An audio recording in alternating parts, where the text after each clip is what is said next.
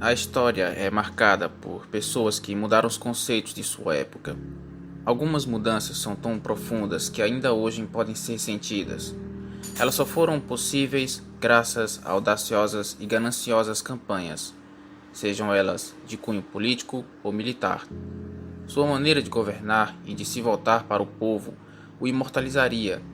O seu nome, após a sua morte, se tornaria também um nobre título para aqueles que chegaram ao poder máximo no que viria a seguir no Império Romano. Esta é a história do ditador perpétuo romano, Caio Júlio César. Caius, ou Gaius Iulius Caesar, foi um patrício, astuto líder militar e político romano. O mesmo revolucionou a forma de governo em sua época e de tal forma que muitos de seus sucessores ao trono imperial seguiram à risca o que ele tinha feito quando vivo. Júlio César nasceu em uma família de casta de patrícios de pequena influência na sociedade. Mas para não confundir nesses termos, aqui vai uma explicação sobre o que eram afinal esses patrícios. A palavra patrícios em si deriva do latim patres. Era uma casta que abrangia a alta aristocracia da Roma antiga. Sua designação era atribuída aos que possuíam um lugar no Senado. Esse cargo perpetuou em toda a história romana e detinha muitos privilégios governamentais, a isenção de impostos e direitos de se tornarem soberanos de seu povo. E talvez daí ainda hoje se use a expressão popular que tal pessoa é uma patricinha ou um patrício, por conta desses privilégios. Voltando à história, César foi, entre aspas, procurando seu lugar ao sol na República Romana no mundo político.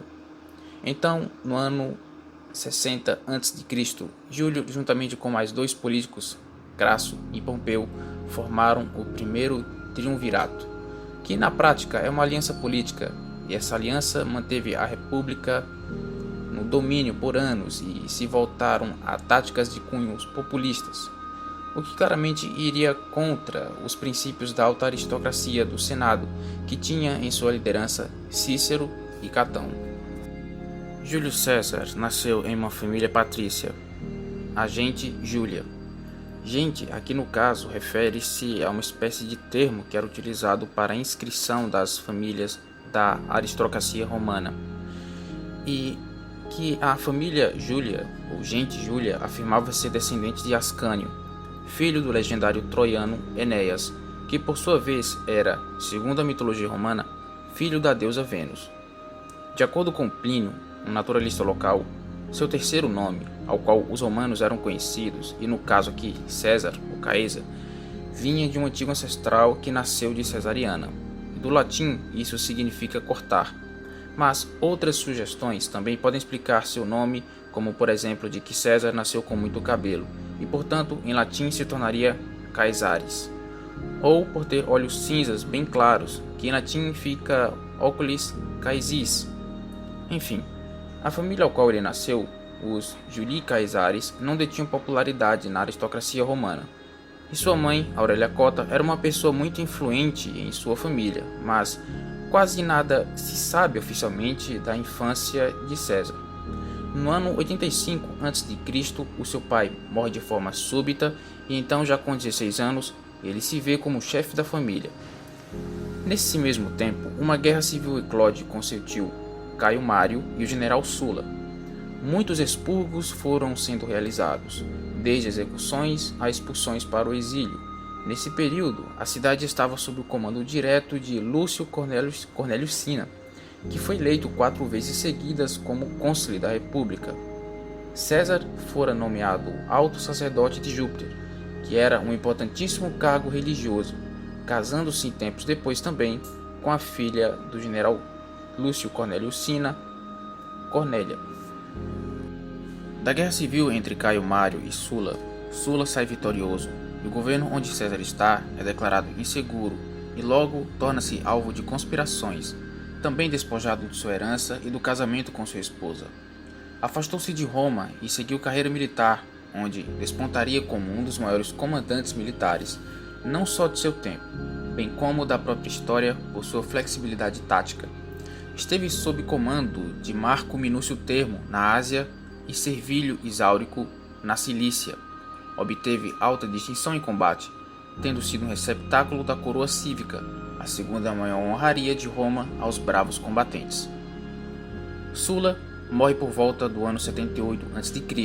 e César decide então retornar a Roma, mas não havia mais poder financeiro, já que sua herança havia sido confiscada muito tempo antes.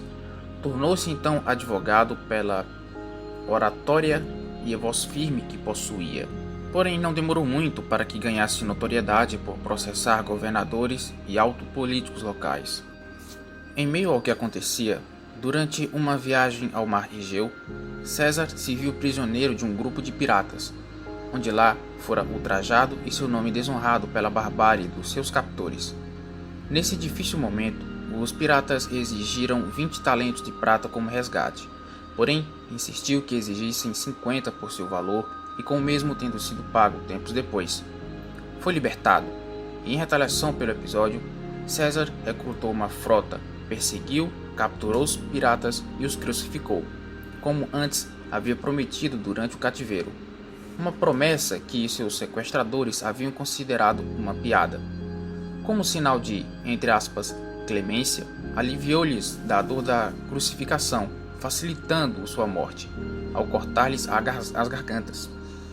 Não muito tempo depois, César é agora convocado para lutar ao lado de seus camaradas militares no leste. A partir daí, a reputação de Júlio começa a ganhar sua forma ao qual ele ficaria conhecido. A você que chegou até aqui, meu muitíssimo obrigado por ter acompanhado esse vídeo. Dê seu like e se inscreva no canal. Compartilhe entre redes sociais. Até breve.